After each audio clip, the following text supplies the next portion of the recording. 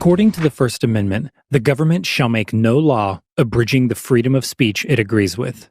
No, that doesn't sound right. Let's try again. Government shall make no law abridging the freedom of speech. There's no caveat there, and there's a reason for that. Of course, speech that is approved by those in power or by the loudest mob doesn't need legal protection. Its acceptance by the powerful is what protects it. It is speech that challenges the views of the elites or the mob that needs First Amendment protection. This was apparent on Saturday, August 1st, 2020, in Washington, D.C., where members of Students for Life of America and Black conservative advocacy group, the Frederick Douglass Foundation, wanted to paint Black Preborn Lives Matter on the street in front of Planned Parenthood, an organization that kills hundreds of thousands of unborn African American children in the womb every year. In a city where the summer's violent unrest was still in full swing, and where even senators couldn't walk to their hotel without encountering threats of violence, a few pieces of chalk were all it took for two pro-life students to get arrested. Over the summer, city officials allowed protesters to utilize their freedom of speech to paint messages like defund the police on public streets. In fact, D.C. Mayor Muriel Bowser even commissioned a Black Lives Matter mural in permanent yellow paint on one public street, a message that took up an entire city block.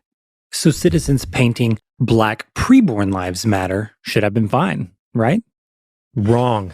Even though the city granted a permit for the pro-life groups to demonstrate, it ignored their request to paint their own message on the sidewalk. So at 6 a.m. that Saturday, members from the two groups gathered in front of the Planned Parenthood with paint and sidewalk chalk. Washable, just in case. Several police officers were waiting. The officers informed the students that they would be arrested if they attempted to paint or even chalk on the public sidewalk or the road.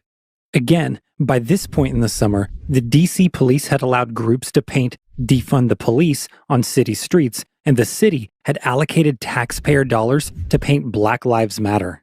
So what's wrong with equal treatment for the message Black Preborn Lives Matter in front of a Planned Parenthood? The First Amendment, it seems, has fallen on hard times in our nation's capital. Want to paint a leftist message on public property? No problem. Want to chalk a pro-life message a few blocks away? Hope you know a good lawyer. Thankfully, the students did. They called on Alliance Defending Freedom, which has defended free speech for the past quarter century, won thousands of legal battles, and scored 11 victories at the U.S. Supreme Court since 2011. In one of those victories, NIFLA versus Becerra in 2018, the court ruled against a California law forcing pro-life pregnancy centers to advertise taxpayer-funded abortions. The law was a direct violation of the First Amendment's free speech guarantee, and the Supreme Court's decision was a major win for the free speech rights of every American. Writing for the majority, Justice Clarence Thomas said, "The people lose when the government is the one deciding which ideas should prevail." He could just as easily have written that line about how Washington, D.C. discriminated against the pro-life views of Students for Life of America and the Frederick Douglass Foundation. The question is not about what type of speech the government should or should not decide to allow. The question is, why should we, or any other American, ever allow the government to make that decision at all? The Founding Fathers had that question in mind when they wrote the Constitution and the Bill of Rights. And their answer was simple. We shouldn't.